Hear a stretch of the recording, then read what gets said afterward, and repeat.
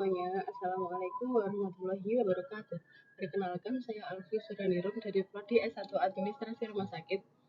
Hari ini saya mau presentasi hasil kajian saya yang berjudul Analisis Konseptual tentang Pengetahuan, Sains, dan Praktik Tenaga Kerjaan. Penelitian ini saya buat di bawah bimbingan Bapak Lutfi ZR SAK MM.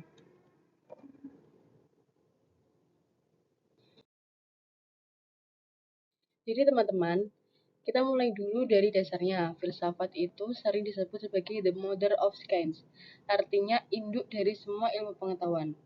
Dari filsafat inilah lahir berbagai cabang ilmu yang kita kenal sekarang, seperti ilmu hukum, sosiologi, ekonomi, dan lain-lain. Intinya filsafat itu seperti akar yang menopang semua pengetahuan. Nah, pengetahuan atau knowledge itu jadi titik awal dari semua pemahaman kita. Dari pengetahuan muncul ilmu yang disusun secara sistematis, dan dari ilmu kita bisa naik lagi ke tingkat filsafat yang merefleksikan dan mengkritisi dasar serta tujuan ilmu itu sendiri. Jadi kalau disimpulkan, pengetahuan itu dasarnya, ilmu itu sistemnya, dan filsafat itu cerminnya. Ilmu punya posisi istimewa karena pakai metode yang jelas dan bisa diuji. Tapi nggak semua pengetahuan itu jadi ilmu ya. Supaya bisa disebut ilmiah, pengetahuan itu harus logis, yang kedua rasional, dan yang ketiga bisa dibuktikan. Nah, di sini kita masuk ke istilah epistemologi, yaitu cabang filsafat yang membahas tentang bagaimana sih kita tahu sesuatu itu benar dalam hubungan industrial. Landasan ini penting banget biar penelitian dan praktiknya bisa dianggap ilmiah dan punya dasar yang kuat.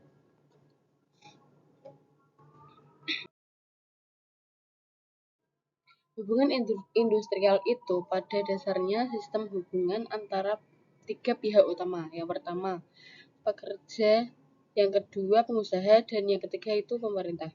Tujuannya buat menyeimbangkan kepentingan ketiga pihak ini supaya tercapai kerjasama yang adil dan harmonis. Nah, cara kita melihat fenomena di tempat kerja kayak demo, negosiasi upah, atau pembentukan serikat pekerja itu tergantung banget sama paradigma atau sudut pandang yang kita pakai. Karena itu penting banget buat punya cara pandang yang luas, nggak cuma dari satu sisi aja. Nah, kalau di Indonesia kita punya konsep yang namanya hubungan industrial Pancasila atau disingkat HIP. Nah, HIP ini dibangun di atas nilai-nilai kekeluargaan, gotong royong, dan musyawarah untuk mufakat. Jadi hubungan kerja di Indonesia idealnya nggak cuma urusan ekonomi, tapi juga mengandung nilai moral dan kemanusiaan yang kuat.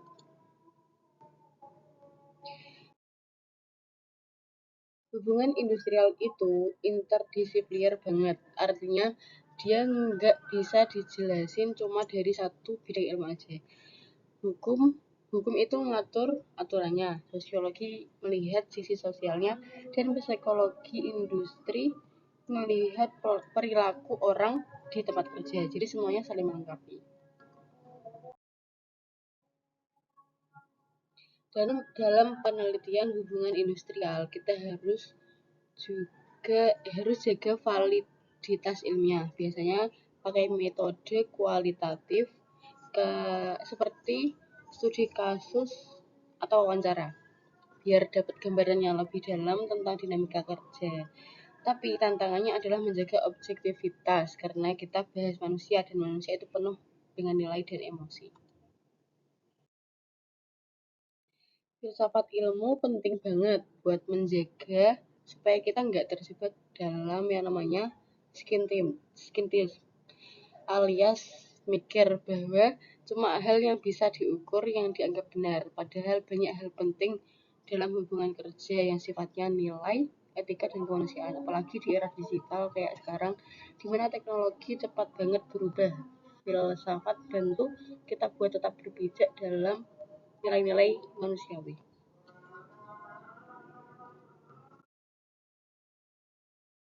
Nah, kesimpulannya dari kajian ini ada 3 poin penting. Yang pertama, ada hierarki antara pengetahuan, ilmu, dan filsafat masing-masing punya peran sendiri. Yang kedua, hubungan industrial itu fenomena sosial yang kompleks dan syarat nilai filosofis. Ya, yang ketiga, pendekatannya harus gabungan antara ilmiah dan etis, biar hasilnya nggak kaku tapi tetap bermakna.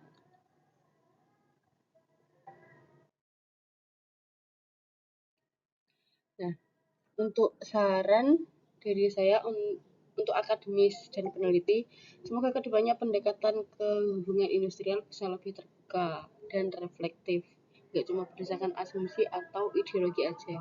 Untuk praktisi dan pembuat kebijakan perlu banget ada dialog sosial yang berkelanjutan.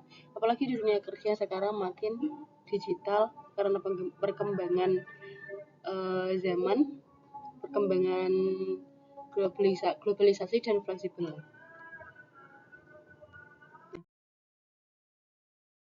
Jadi intinya filsafat itu ngajarin kita buat nggak mikir apa yang benar secara teori, tapi juga apa yang baik dan manusiawi dalam praktiknya. Nah, sekian. Terima kasih. Sekian presentasi dari saya. Terima kasih atas perhatian teman-teman semua. Wassalamualaikum warahmatullahi wabarakatuh.